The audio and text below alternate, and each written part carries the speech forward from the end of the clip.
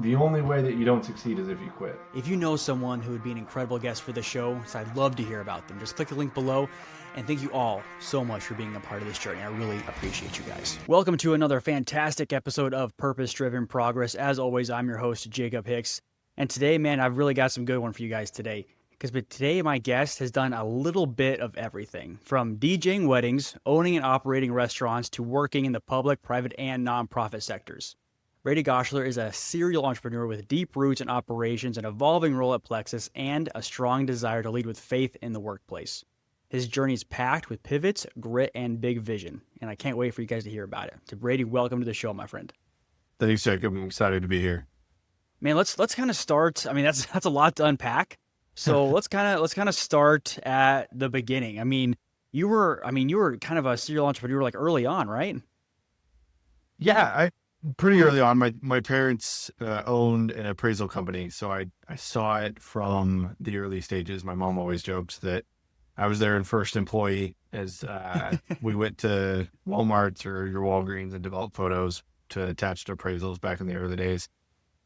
And then, my first business venture personally was the DJing business that my best friend and I started after, entrepreneurship is just identifying a need and finding a way to solve it. And in this case, my best friend and I at the time worked for a catering company, and the lady that owned it kept saying, I can't find a good DJ. And we decided that we could DJ weddings, and it was nice because we had a pretty healthy funnel on clients, just working with our kind of contact at the catering company. So that worked out pretty well. And then from there, I have expanded into quite a few other business ventures. But yeah, that's kind of the skinny of it, I guess. I love it, man. It's so much fun because I feel like my story is like pretty similar to yours, honestly. I mean, I feel like most entrepreneurs that end up working for themselves to some degree, like started the way you were talking about. Like they were just doing, something. They kind of fell into whatever it is they were doing, and then they kind of fell in love. Do you feel like that's kind of what happened to you? Yeah, I think for me, it was always about problem solving. And you end up falling in love with solving problems because there's that like gratification loop or the positive feedback loop that happens when you get that momentum and you see progress. And for me, that's kind of where it stemmed from. I also like ideas. I'm always kind of the idea guy in the room.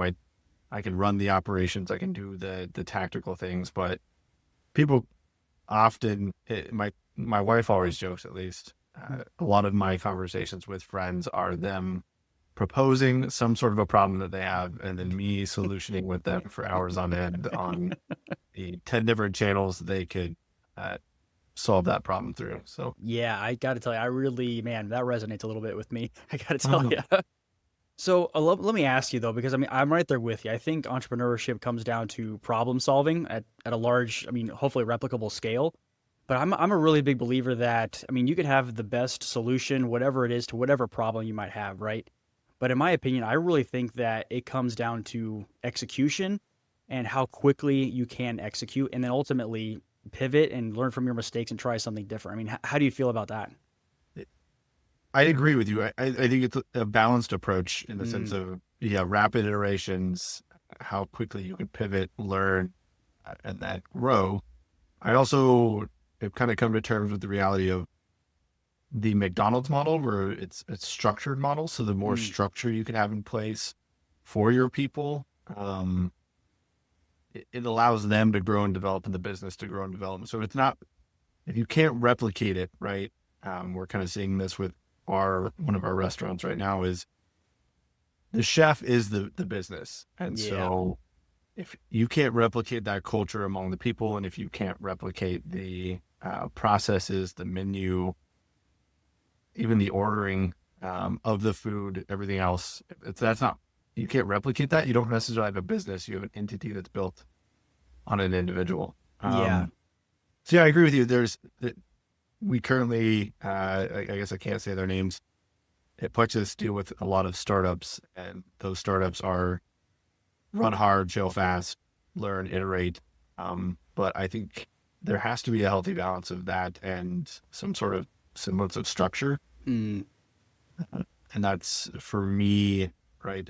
I think I'm very much like, let's poke it and break it and see what happens. But at the same time, depending on the scale of your organization, that can leave a lot of people behind if you don't have good, clear structure, and not everyone operates on the outside your comfort zone, breaking things. Yeah, I mean I feel like that's kind of I would argue that's maybe the hardest mindset shift that you have to deal with when it comes to being an entrepreneur, is where like you just have to get it out there and do it and be willing to say like, well, that didn't work at all, so let me try something different. How have you personally struck that kind of balance where you have to iterate, you have to try things, you have to break them a lot of the time, then you also have to, build that structure too. Yeah, I think, right, we're almost talking about a human principle in sorts too, is right. There's an element of humility in that rapid iteration. So I like to find ways to humble myself and then remind myself that I'm going to fail time and time again. I went on like a 2-year streak where I identified things that scared me that I knew I wouldn't be good at first and had to go in as a beginner. So I started that out with teaching cycling classes. Okay. And then I pivoted to doing comedy on stage. Wow. Okay. And then I did jujitsu, and now I've more recently done rock climbing. And nothing humbles you more than a 10-year-old sitting the route Yeah. right after you tried 15, 20 times for rock climbing. So I think for me, right, the question of how do I fail fast is I find ways to humble myself.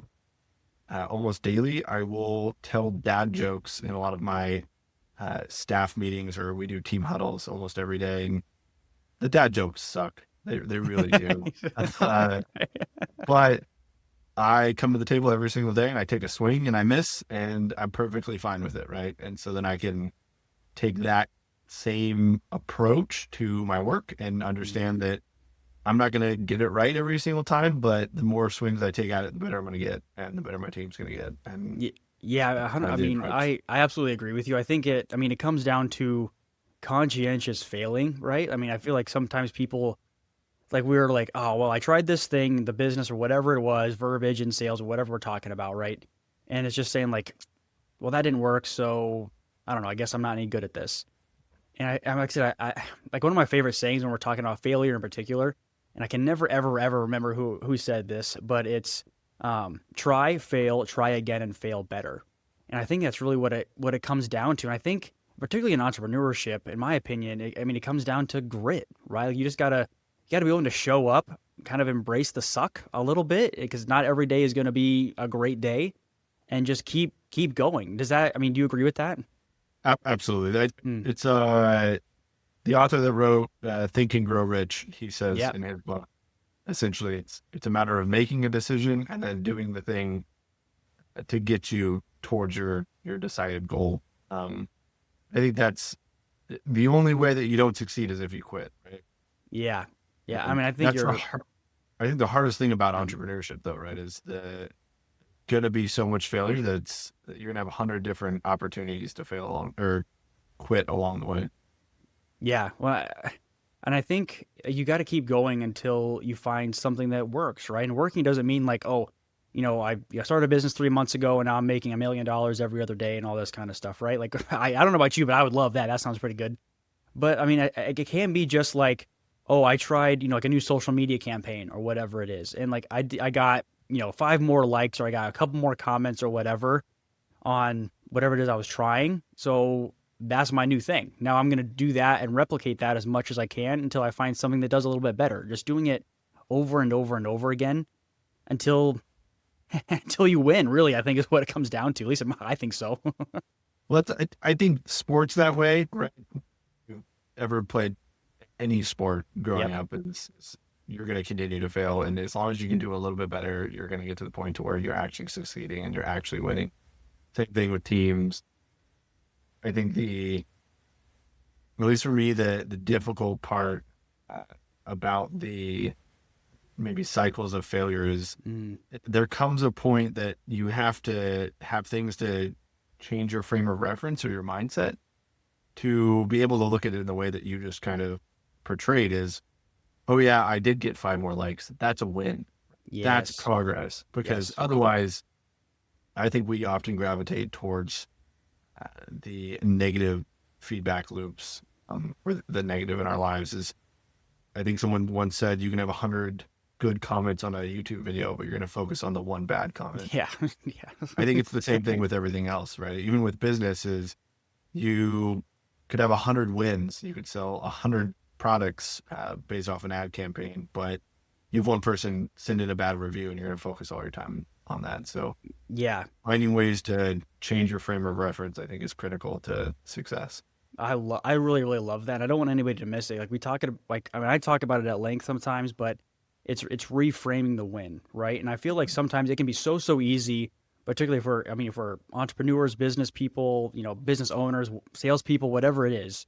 It can be so easy to think of our goal, whatever our goal happened to be, whether it be a sales quota or making ends meet or whatever the case might be.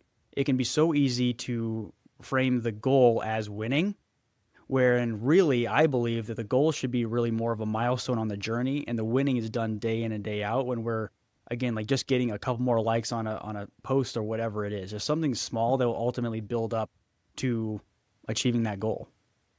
Jacob, do you have a practice to maybe change your frame of reference from short-term thinking to long-term? So, there's a couple of ways that I kind of go about it, and we kind of just discussed it, but it's reframing the win.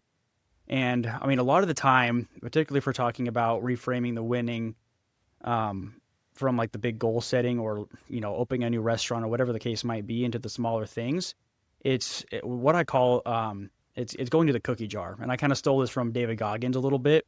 It's when, you find those wins every single day. And it's similar in my mind to gratitude. When, sometimes you wake up and you have like, you're just, on fire, ready to go, going to go crush the day, whatever it is, right? Like those are really, really great days, and you have phenomenal days like that, right? But more often, at least in my opinion, in my experience, the days aren't always like that. And sometimes the win is, I showed up today, even though I hate this or whatever, or I hated doing this thing today. One common example is going to networking events. When people are like, man, I hate networking events. I don't like talking to a million people and stuff. And that's fine. But a lot of us, myself included, have to go to networking events. Like, it's just part of how we grow. So in my opinion, like it's reframing it a little bit to allow ourselves to stretch. And one comment I always suggest is, if you hate going to networking events, say, okay, I'm going to go to a networking event. That can be a win. Okay, then once we get more comfortable with that, then we can say, okay, I'm going to go to this networking event, and I'm going to meet one person that I think is going to be a decent contact. Not that I'm going to do a bunch of business with them, not that they're going to refer to me to everybody that they know, but just establish one good contact and keep growing in small increments like that. The other thing that I think, too, especially when we're talking about more long-term thinking, is end goal visioning. And like a common, not a common thing, the thing that I do with every single client that I bring on in my coaching practice is, it's an exercise I call the interview, that forces you to sit down and say, okay, for example, what does my ideal day look like in 5 years? And sometimes people will say things to the effect of, my ideal day is, waking up, going to a job that I love, where I make a bunch of money, then I come home and I hang out with my kids. It's like, there's nothing wrong with saying stuff like that, but that's not nearly deep enough. You need to like walk me through like as much of your day as you can and really make me feel it. Because in my opinion, I think, in sales and in business, we don't start with the end in mind nearly enough. And the end in mind can be like, I want to grow a business, I want to establish something like that, which is, again, all well and good, but what life do you really want to lead? And when you start digging into some of those harder questions, the way that I think of it is, when you ask those hard questions, when you start with the really true end goal in mind, what you really, really want in 5 or 10 years, in my mind, that's like you're building a boat. So those are like, hammering in the nails, getting all like putting the wood together, however you build a boat, like you building a boat with asking yourself those questions. And then the work that you do day in and day out, where, like you say, you're embracing the suck, you're getting like, a couple more likes on a comment or whatever it is, those small wins, that's what makes the boat float, so that you can actually drive towards the things you're actually getting. That's that frame of reference, I think, especially in our busy world. Recently read the book, John Mark Comer, Ruthless Elimination in a Hurry. Yep. That's a great one. Phenomenal book. Yeah. But again, I think it reminds us to slow down and then reframe the end in mind. And how often do we actually do that? And I think every time that I have slowed down, I try and dedicate the first 30 minutes of every single day now, just stepping back from my organization that I run today and asking, if specific questions I ask is, what is the perfect state in a year? What do I want the organization to look like in a year? How do I get there? What am I doing today to drive us towards that goal?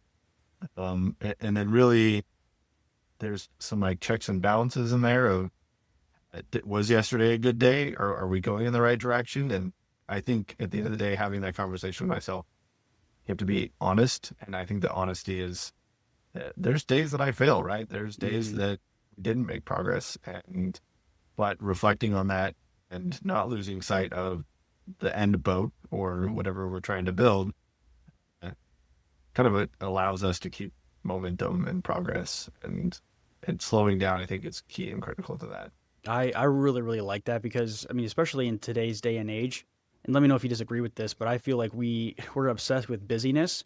Like, I want to say like, oh my gosh, yeah, I've got all this stuff. I got my calendar is packed for the next, 45 weeks or whatever it is. Like, I've got all this stuff going on. And I feel like we can so easily confuse busyness with progress.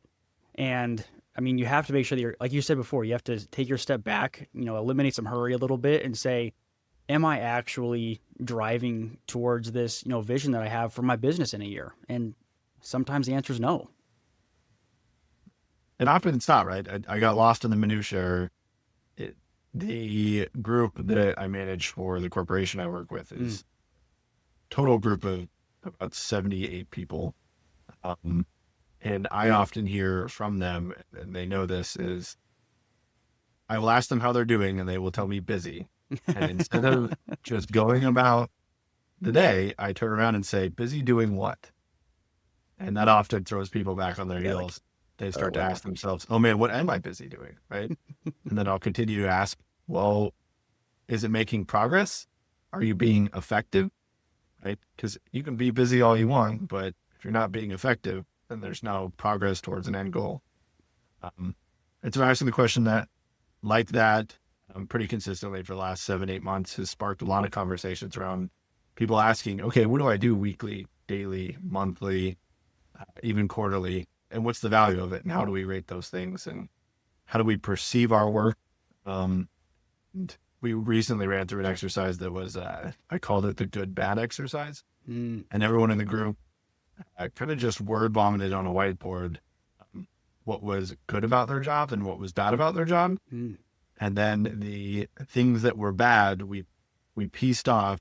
And I then asked the question, what of these things that are bad about your job do you have control over? It turns out they had control over 95% of it. Yep. We did everybody in the room, and I said, the majority of you have manager in your title. You can manage this. Whether you have direct ownership or indirect ownership, you can influence this. And to see the positive change people from that, just realizing that they can have an impact on their lives or their day, and getting them to step back and saying, okay, I hate all these things, but I can actually do something about it. Again, it's just kind of one of those interjection points of getting people to reframe things and look at things differently. Yeah, which I mean, I feel like generally speaking, we have a lot of control in our lives, and like you can't control everything, right? Like somebody treats you like crap, you can't do much about that sometimes. But I mean, like I really believe that most of the time, we can control our reaction to things, right? Like somebody swears at me or whatever on the phone. I can't necessarily control that guy, but I can control my reaction to it.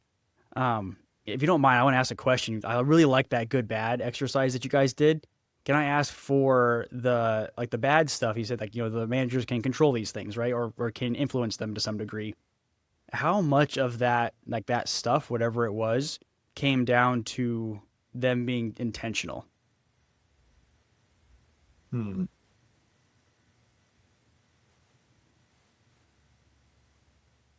I would say probably 60% of it. Intention with the understanding of are they stepping back? Are they looking at the thing? Are they influencing their environment? That's another conversation we've been kind of having is, are you letting the environment influence you, or are you influencing your environment? Kind of just what you just said was right. Like, am I letting the stimulus change me? I think it was Nietzsche that said, a person who has turned out well is not one who reacts to their stimulus, but notices the stimulus and then chooses to react with the wisdom, a strong life, I believe. Mm-hmm. And I think that's what I've been asking my teams is, right, is along the lines of intention is, what are you doing to influence your environment?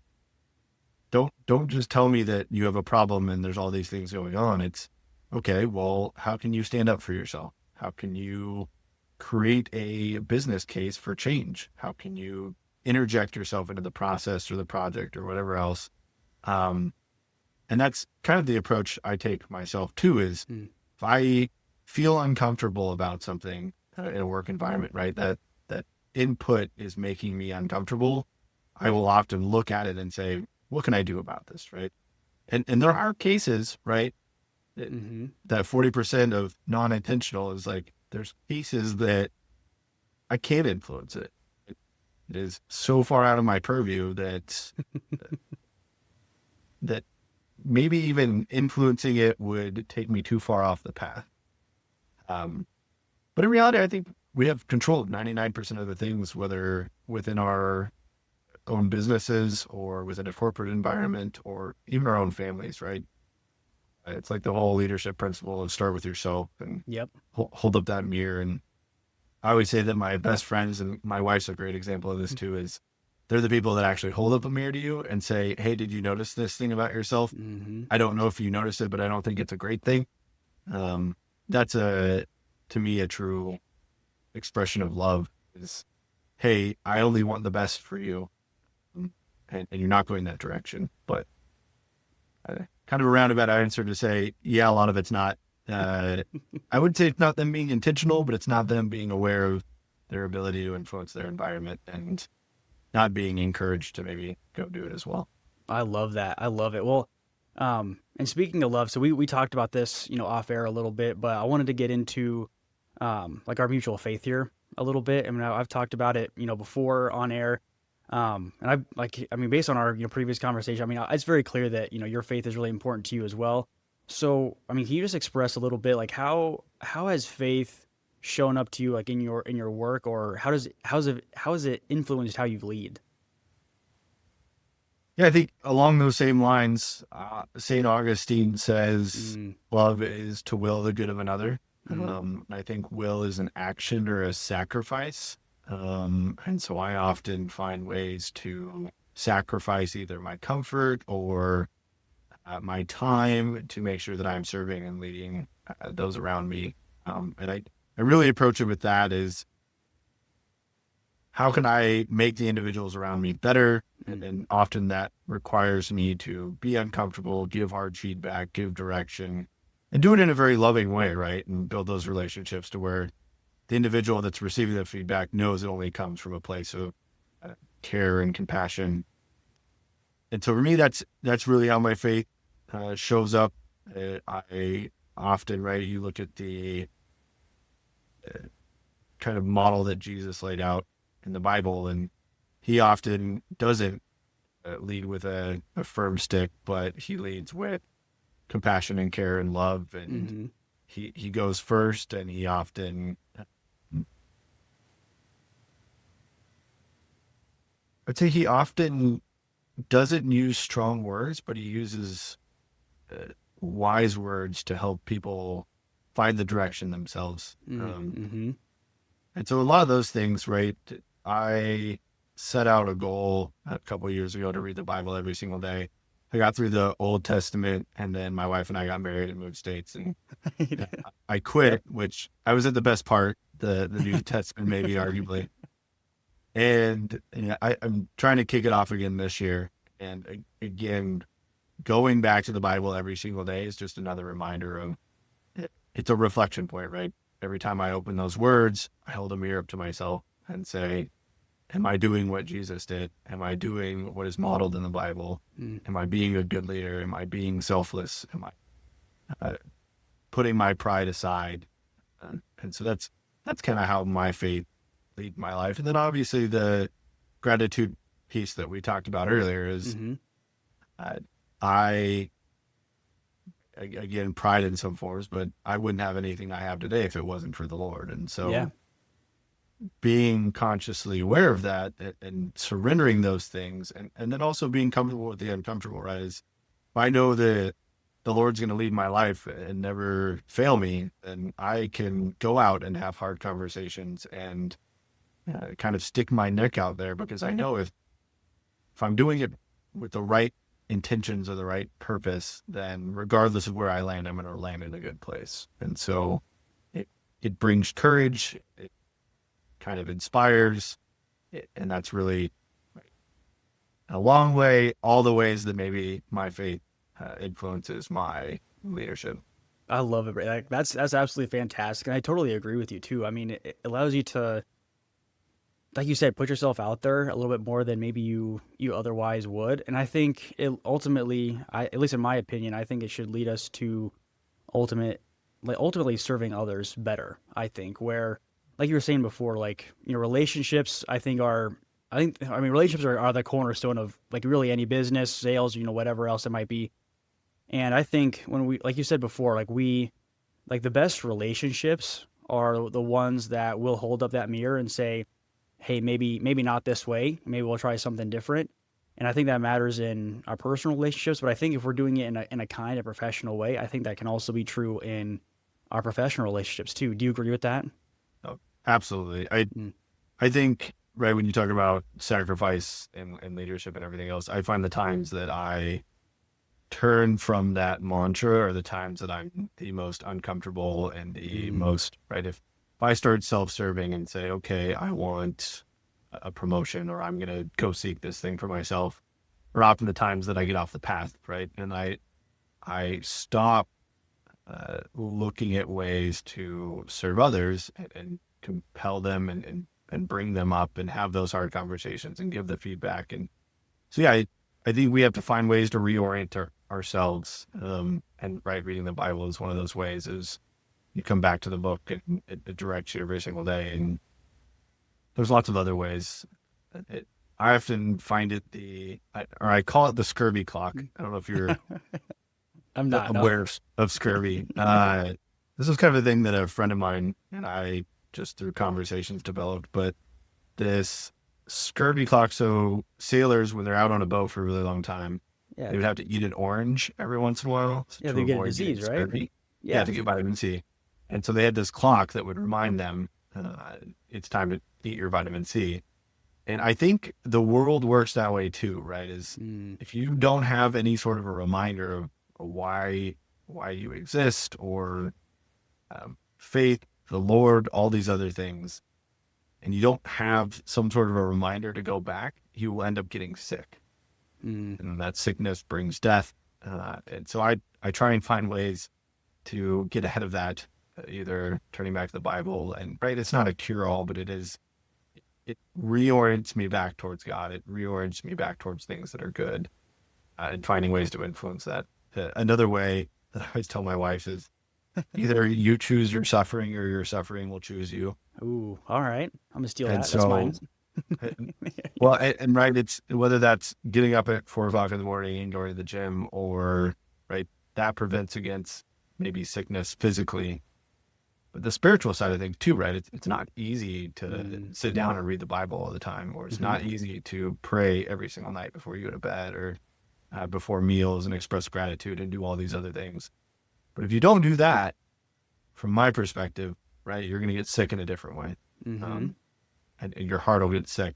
You'll become depressed and you'll find anxiety. And so, again, the scurvy clock, find a way to create your own scurvy clock. For me, I have physical things that are my scurvy clock. I have spiritual things that are my scurvy clock. That is, I like that. Essentially, yeah, ways to prevent sickness.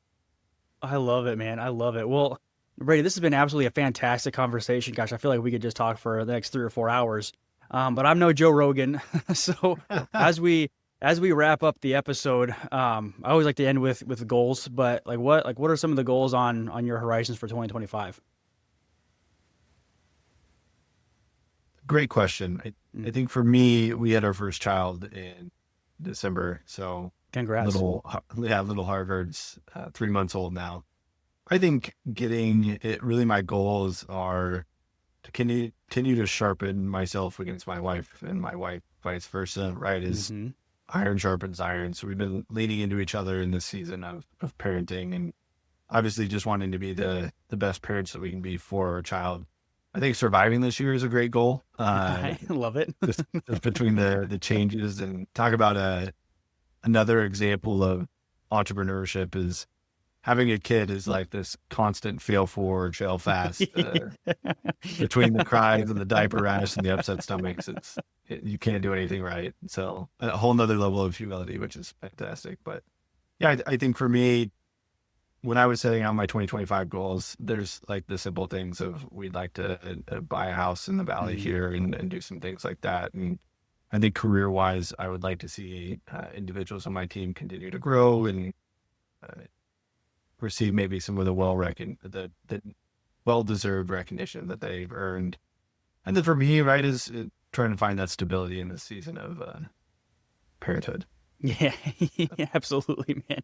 So that's absolutely great. If anybody wants to connect, I mean, can they find you on LinkedIn, or what's the easiest way for them to find you?